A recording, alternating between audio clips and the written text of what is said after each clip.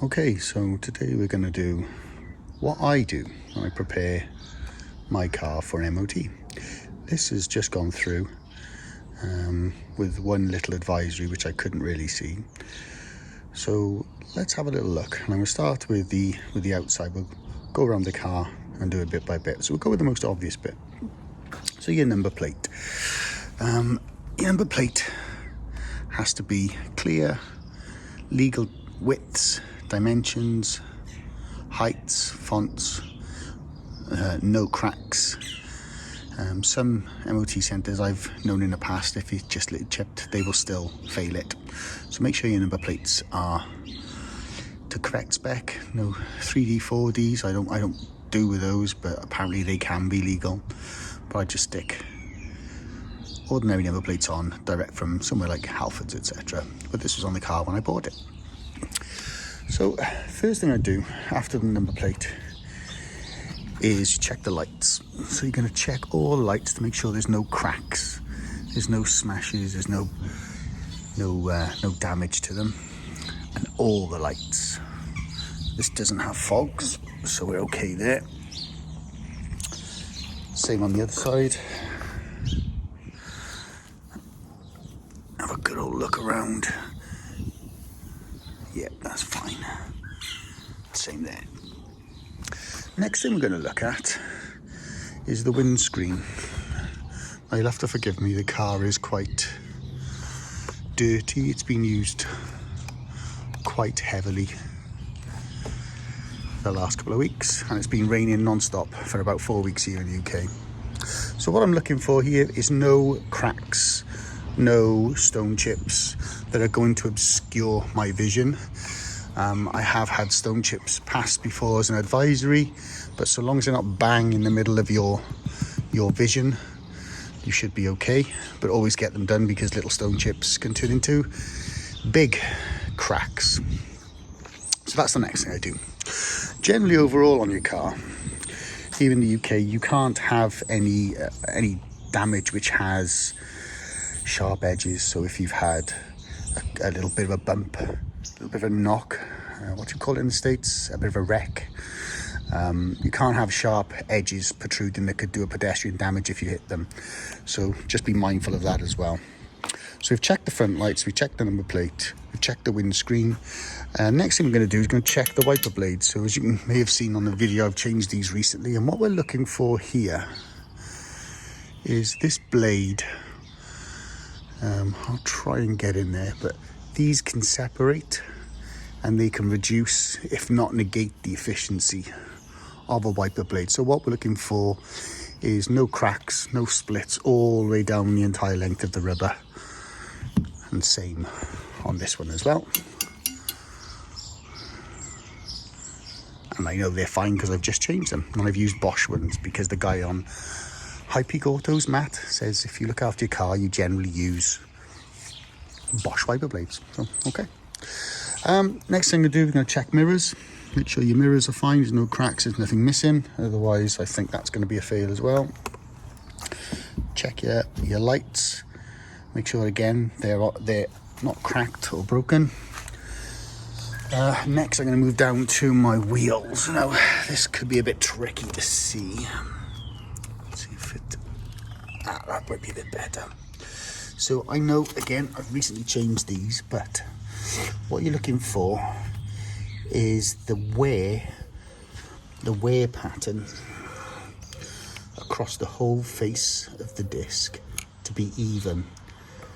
On the edge here, if you can run your finger along it and there's a lip right on the edge, maybe 1 or 2 millimeters, take it along to a proper mechanic and get them to give you an evaluation, because that may fail as well. Another one which is going to be quite difficult to see are your brake pads. So I'm just using this old aerial. Your brake pads are in here. I know they're new again because I've recently changed them, but have a little look. Another thing to notice for on the disc while we're on this is if there's any sort of scoring, if it looks like there's grooves going all the way around the actual disc's circumference. That could be an indicator that your pads are worn as well, but you can, you can actually get your finger in there and you can sometimes feel how much you've got on there. Now just remember to wash your hands afterwards, because these things do, I still think, contain asbestos, which is not nice stuff. So while we're at the front wheel bit, I'll do a little bit more of a check. So the next thing we're going to check is the outer wall of the tyre. We're going to look at the tyre to see if there's any cracks, any splits. Because if there are any cracks, splits, bulges, then again, that's going to be a fail. And then obviously your tyre tread depth. Now, if you've not noticed before, not everyone does, you do have a tyre tread depth indicator, which is this little jobby here. If you can sort of, yeah, there he is. And that needs to be not level with this bit all the way across. Okay, so if it gets down to there, if this rubber and this rubber is equal to that, you may be beyond legal limits. You can buy tyre tread depth gauges as well. So while we're here now as well, let's have a little look up under here. Not bad, look. Video capture bit here actually, and we're looking at the spring. They can crack, so give them a bit of a pull and you'll know if they're not right, but have a little visual inspection if you can, get some light up in there. So the other thing you want to be checking is things about your suspension. Particularly your front suspension is the most susceptible. So my father taught me many years ago that the way to check for wheel bearings, and they get this the wrong way around, if it's wheel bearings, you grab the wheel from side to side and you shake it, and you'll feel if it's loose. It'll rattle, it'll knock, isn't it there? And then if you can, ideally you jack it up, but there's no give on that at all. And again, if you give it a wiggle, and ideally if you jack it up again and rock it back and forth, and you feel any play, any knocking, any looseness, any funny noises as you're doing that, could be that some of the suspension bushes have gone, or the some of the locating arms, their bushes may have gone as well. So if you hear that, again, that's probably another trip to the mechanic for you. So, moving on. Funny, you don't need to check the glass, the side glass, but I guess that wouldn't be very good if it's broken. Now, in the rear wheels, these brakes are all fully enclosed, so you can't really check those. Indicated if they're worn is if your handbrake is almost all the way up, and when you apply it, it doesn't roll backwards. Oh, look at that. Ooh, be careful with that. So again, do another check of the tyres.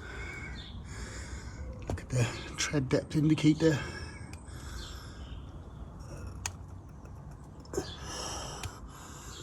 Seems fine. And then we're going to move our way around to the back.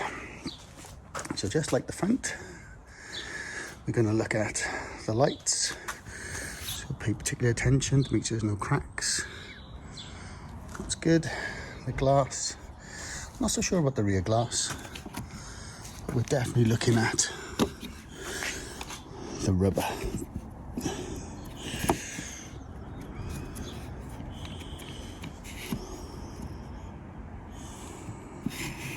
That's fine. Again, because I know I just changed those. So up here, make sure that's not cracked, your third light, third brake light. Number plates, that's fine. And then these, people often forget about these. And if you have reflectors, make sure they are present and they are not cracked also. And that is pretty much it for the outside. So moving to the inside, and again, apologies, been well used. Some people may think it's a bit strange, but things like the noises from your engine. So as I'm sat here editing this, I realised I didn't touch on the emissions side of checks for your car. Now, I don't have an emissions carbon dioxide analyzer. My tip would be check your car from cold, start it up. If there's any large white smoke, black smoke, you may find that that's going to get picked up on emissions testing from the M.O.T tester. If you do want to try and negate that and head it off at the pass so it goes in and doesn't come out with a fail for emissions, maybe take it along to the M.O.T tester first. Ask him, can you check it before you run the test? If it needs anything fixing, can you do it first? So again, you're looking for black smoke at the beginning, white smoke at the beginning. It's often quite normal for maybe a few 30 seconds early in the morning on a cold morning. But if it's any more than that, then get the mechanic to check it out and maybe do any remedial work before they do the test. Like tappity noises may play a part. That's not the case. What they'll look for in here is to make sure that your handbrake is not fully up, and they'll put it under load. They'll drive it on a rolling road and put the handbrake up just to make sure that it works, but I can tell there's still so much room for the handbrake to go up that the rear brake drum shoes are not worn. So next thing are these seatbelt receivers. They must work, they must receive, and they must eject. So it's just a really simple, pop it in there, give them a press. Do they come out? Yes. But inspect the actual seatbelt for rips, tears, etc. Another thing I forgot was give the seatbelt a good short sharp pull and make sure that the restraint mechanism comes into play. And again, for your windscreen, just have a little look at the windscreen from the inside in case you missed it. That is pretty much it, but you do that check for all the seat belts.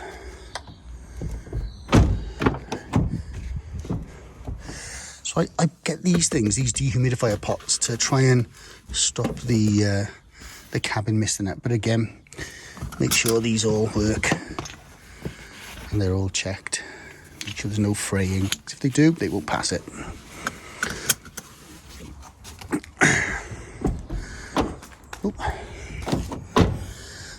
So you can do this on your own, so if you're with your own phone. It is a bit tricky. So the next thing you're going to do is you're going to check all your electrics. So once you've checked your other seat belts this size, what we can do is check our lights with the camera.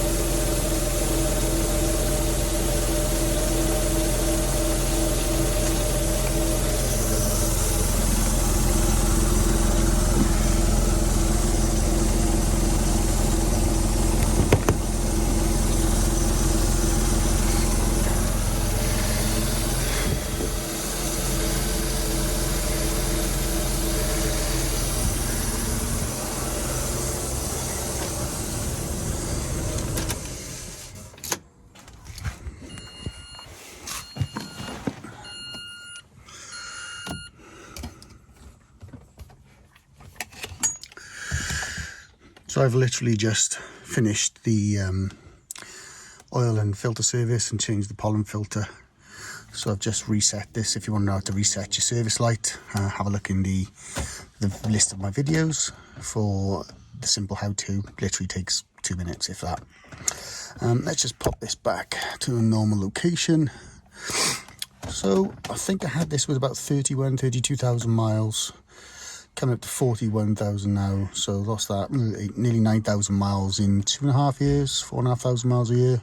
Doesn't get a great deal of use. But the other thing that does cause controversy and issues are lights on in a test. And what you're looking for is a check engine light. I know I'm a tight skinflint, but you're looking for a check engine light, which I think is somewhere up around here. And it's an orange engine. That isn't going to fly well with the M.O.T tester, and also the airbag light. If the airbag light is on, again, I believe that's a fail also. So I hope you found that useful. That is how I check for my car prior to an M.O.T and get it ready. It's always good practice, if you can, to get it to the M.O.T station with 0 issues. Looks good on the history of the car. If anyone comes to buy it here in the UK, you can run various basic checks, and the more 0 issues you have in an M.O.T, the less fails, the more it demonstrates that you've looked after that car. They'll get a better car, and hopefully you'll get a better price. The only thing you may need to get again is, when you do checking the lights, is check the side repeaters are working. But other than that, cup of tea time.